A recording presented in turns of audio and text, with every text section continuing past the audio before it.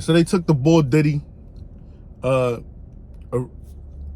gave the symbolism as if they was locking up his children. So now they can't speak on behalf of their father, right? That's where I was at. Yo, at the end of the day, man, he gonna go to jail. He gonna go to jail.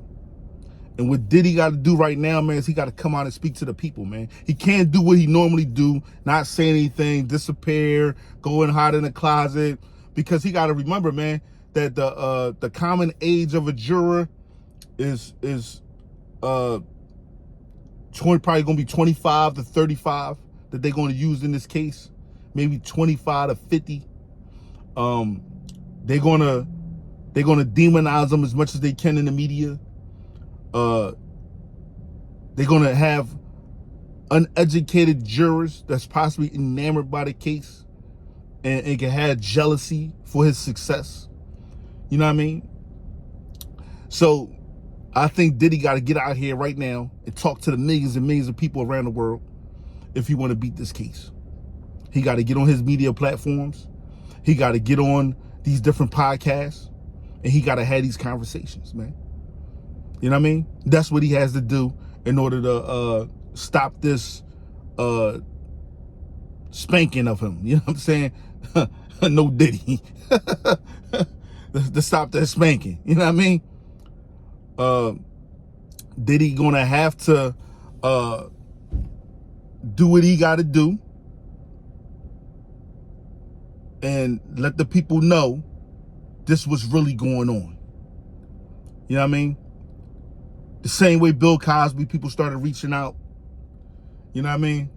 You know, they was going to let the Cos possibly die in jail, man, over some sexual allegations of what they was doing at the time. You understand what I'm saying?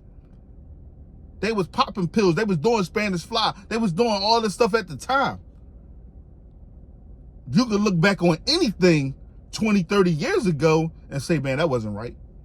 But at the time, it was in. Same thing with R. Kelly. They went back and said R did all these things. But when you look at his charges that he have on the table today for what he was in jail for, it's not that which they was accusing him of. They had to go back in the law books and bring something forth that was 100-year-old law and to try to apply it to today, saying that he fit these crimes today based on this law from 100 years ago. You know what I'm saying? So they're going to do whatever they got to do to secure the conviction. You know what I mean? They're going to do whatever they got to do to secure the conviction, man. That's why they came up with these RICO charges. That's why they came up with these conspiracy charges, because the mafia had their hands in too many public enterprises. They were starting to be able to come together and control things as a conglomerate, as a big organization of families coming together. And they cannot have that government-wise, because what will happen? Do I got to say it? You'll be able to control the powers that be because you are a more powerful family. See, people look at things all wrong. The Israeli Zionists are a powerful family. They move on the same accord. They move as one unit. And they was able to topple governments and get central control of power here in the United States of America. That's what they was trying to do in Europe. You see what I'm saying? So when you're able to get mass amounts of people or mass amounts of wealth together, you're able to control some things. They didn't want this for the Italian mafia. So they broke it up. They said, we got to come up with something because they keep beating these cases. We got to come up with something because we don't have nothing really individually on them. We got to be able to get one person and then link them to the whole family and take the whole family down. RICO. You see what I'm saying? It only take one person to get caught on a RICO, then everybody going down. On conspiracy. That means you plotted to do this, or you might possibly knew somebody that was involved in this, or you saw something. It's conspiracy charges. And you will go down because it don't require a preponderance of evidence. No evidence is needed. Testimony only. A creation of a picture. That's why the Prophet Muhammad sallallahu alaihi wasallam said what? When you come to me in an argument with your brother and y'all have a disagreement about something and you seeking judgment, then bring your evidence. Bring your evidence. Why? Because your brother may be able to articulate himself better than you. And I may believe him if you don't have no evidence. But now we operating in a society where no evidence is needed. Conviction every time. 97% conviction rate. Most people going to cop out a plea because they're not trying to do 40. Shout out to AR Ab. I hope you get your case overturned and you and the brothers able to get out.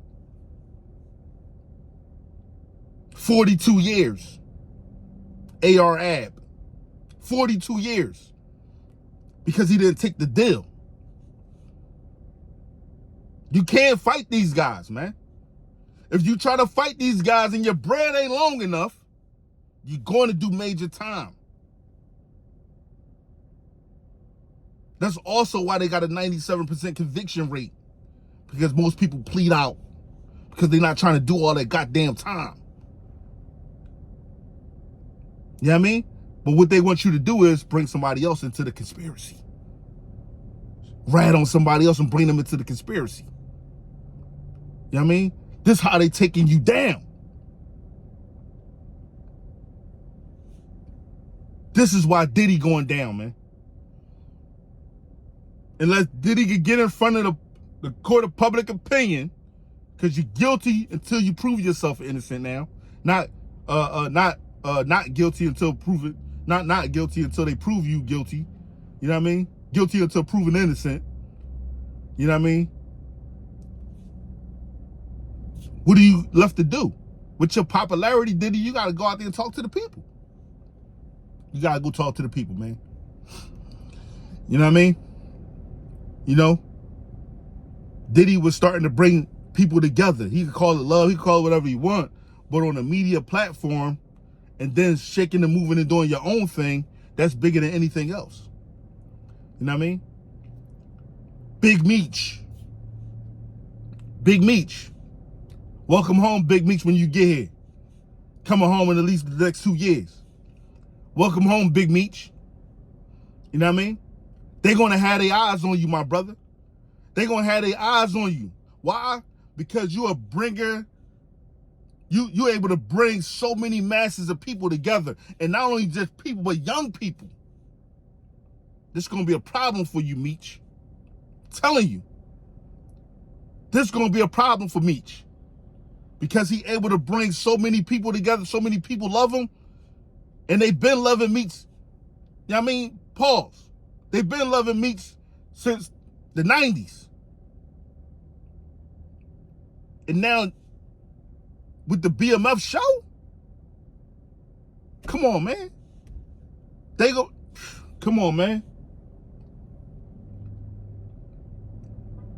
They gonna do whatever they can do to bring Meech down if Meech get loud.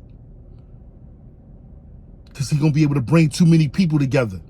You know what I mean? It's why they just let Larry Hoover just start seeing his family a couple years ago.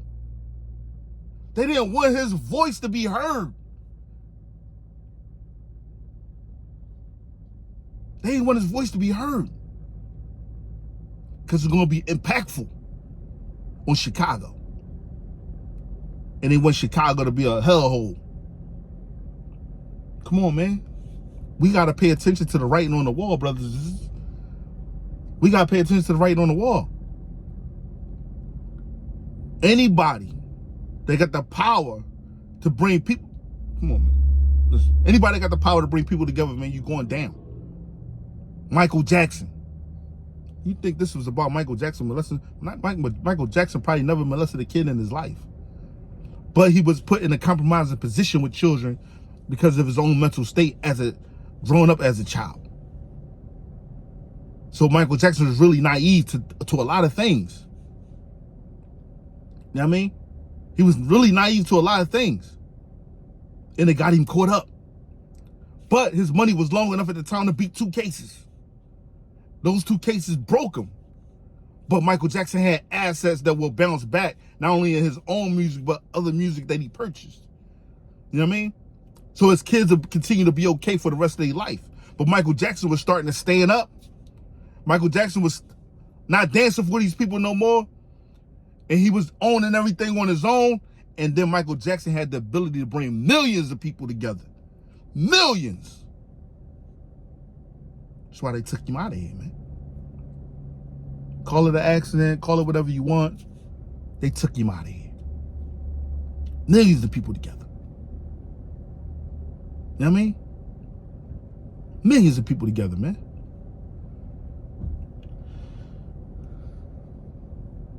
You see it with the Tate brothers. They doing everything they can to take the Tate brothers down. The Tate brothers have done nothing outside of the ordinary, man. So what? They had a sex website. So what? They fly chicks in. People do this all the time. It's not sex trafficking, but they want to make you believe that it is. The problem for the Tate brothers is that men 18 to 30 listen to them. And they're able to bring men 18 to 30 together by the millions. And that's a problem. That's a problem. The man making $10 million a month. Easy. $49.99 times 200,000 people is how much? It's $10 million. It's $10 million a month.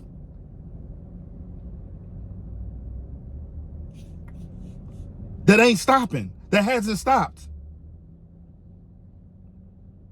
They tried to control it, tried to shut down bank accounts, this, that, and the third. He went to open up his own bank account. He went up and opened up his own banking company. That's what you're supposed to do.